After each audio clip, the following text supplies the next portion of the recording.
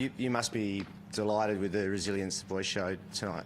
Yeah, it was obviously they jumped out to a 10-zip run, and it was just pretty disappointed in the first half how we were playing. It wasn't really Wildcats basketball. It was more of a pick-up basketball game.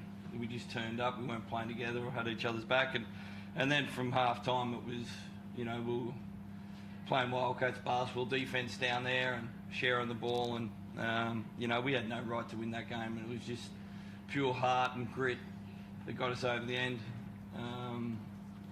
Pretty good opposition. What particularly in the first half? I mean, you shot at 30%.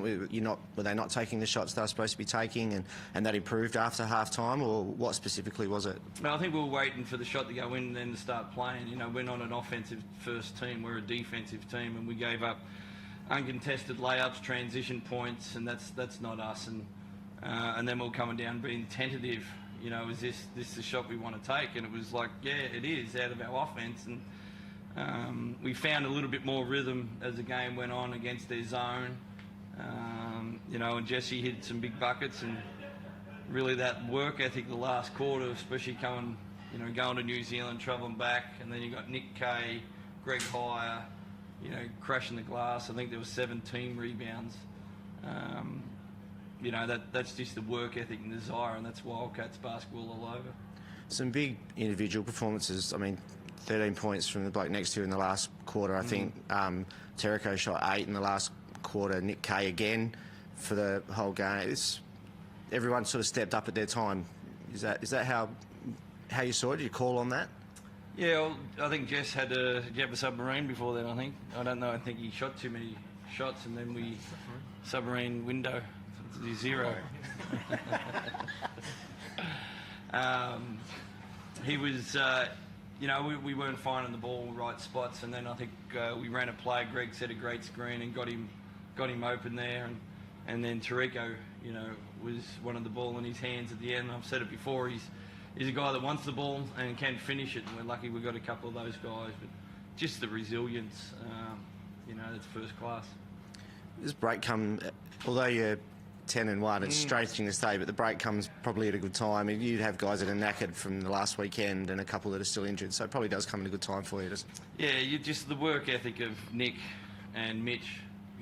Nick was unbelievable out there today. He's just a workhorse and hit that big 3 and offensive rebounds. He's just, a great teammate to have. He does everything for the team first, and he's been, probably our most consistent player through this injury-riddled period, without a question. And I like Mitch's leadership out there, and he got hit with the shoulder, pinched the shoulder, and he said he was flashing back about how JT, Jonathan Thurston, used to play banged up all the time, so he got through it. But just the resilience of those guys is unbelievable. Yes, you take us into the rooms at half-time when things aren't going well, and it's easy to probably just say, this isn't our day. Who is the one driving it to get everyone up? Oh, look, Trev gave us a bit of a spray, and rightfully so. Look, I mean, you touched on it. I don't think we're playing basketball that we can be proud of. They were leaking out, they were getting offensive rebounds, and that's not us. As you said, we're a defensive first team. To allow 48, and especially in the manner that they were scoring, was not good enough. Winning without all the blokes who've been injured throughout the year, and then today without Bryce Walker coming back, what does it do for the belief and the attitude that other teams must have now about playing against you guys and their ability to get over the top? Well, it's huge. Obviously we've had our injuries, and every team will have to fight through that at some stage of the year usually. And it's nice to pick up wins while the guys are down. Obviously the overtime win in New Zealand was huge, and to come back on the back end of a road trip. Another man down, Gus coming back, but obviously not fully fit. It's just massive, especially going into that break. From a mindset perspective, did you have doubt at all today during the game, or were you always confident that you'd get back regardless of what the scoreboard was saying? Look, as I said, we weren't playing our style of basketball. And if we play our style, then we're fine. Sitting at half time, we're down by 13, but it felt like if we just kept on chipping away, we'd be fine, and we did. Trev, can you give us an update on Bryce and Clint as well? Yeah, Clint just had cramps. He's probably not playing that many minutes. He was playing outstanding, just gave everything out there today. And Bryce is, there's no bone damage there, which is good, but we'll scan it tomorrow. But it's pretty swollen up from there. He couldn't even catch a ball, and his shooting hand. So, it was a good early call this morning that he wouldn't play, and we made some adjustments. So it's to concern ligaments? Is that what you need to look at? Yeah, I think now? we just check. I think hopefully, fingers crossed. It's that's another one. Thumb crossed, isn't it? Yeah. But yeah, we'll know more when we get the scans. It's really good now that we get this break for our guys, because they've been running on fumes the last couple of games. Trevor, can you tell us about the challenge of, obviously so much of your offense is run through Bryce, is such an important part of what you guys do, to find out that you'd be without him, probably suspected yesterday, finding out for sure this morning. How hard was that on the fly to sort of adjust and make sure that other guys were able to step up without Bryce there? Yeah, it's just like our system that we built. We don't build it for one particular player, and that's probably held us into pressure situations at grand finals. That we got multiple reads out there, and it's just make sure we're executing that in the half court and setting great picks, and our timing and our spacing is first class. Obviously, Bryce is great with the ball that can get past and create, so we miss that ability to create for other people and the attention that he gets. So, but it was more so trusting our system, trusting it work, and getting it through hands and trusting each other. Just other updates, Marto for Sydney, you would expect? Yeah, well, he hasn't practiced with the team yet, so he'll go through a couple of sessions next week and see where he is. But we're fingers crossed that he'll get through that okay. And what does Gus's next 2 weeks look like now, with having just got back from injury? Does he?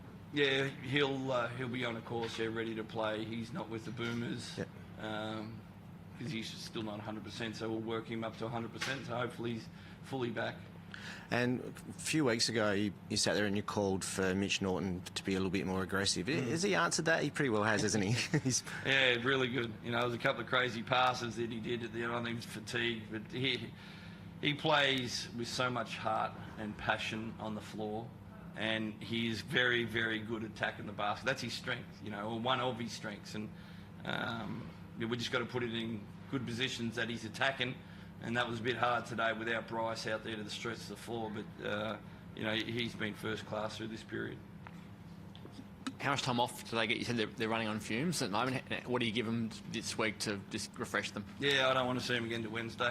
They'll probably want to go a little bit more. But, yeah, it'll be a little bit lighter week on this week. Make sure we're probably spend a little bit of time with individuals and just working with guys one-on-one. And then we'll build up the team later in the week.